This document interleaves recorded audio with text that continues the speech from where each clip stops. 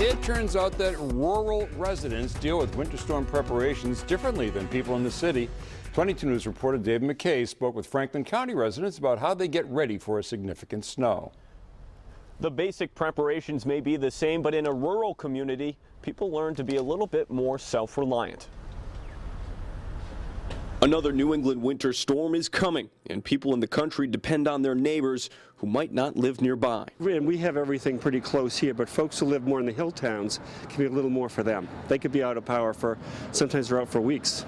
So more difficult. Residents I spoke with today said preparing for a winter storm in the rural communities of Franklin County can be a bit different than the city. Stores and help can be further away, but the same rules apply. And some of the essentials include getting supplies early and having reliable friends nearby. I'm sure it's more difficult up here.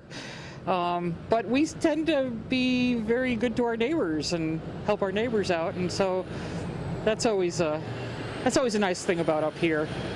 It can take longer to have the roadways plowed out or have the power turned back on if there's an outage. So being self-reliant is also important in a rural community. We got to wait for the plows to come out.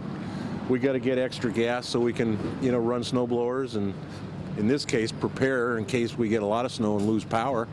We can run the generator, keep the refrigerator going, run our wood stove and get some heat and hunker down with some blankets and stay warm.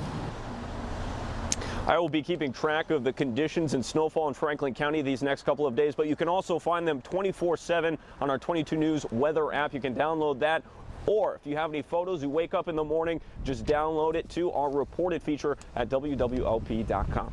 Live from the Franklin County Bureau, David McKay, 22 News.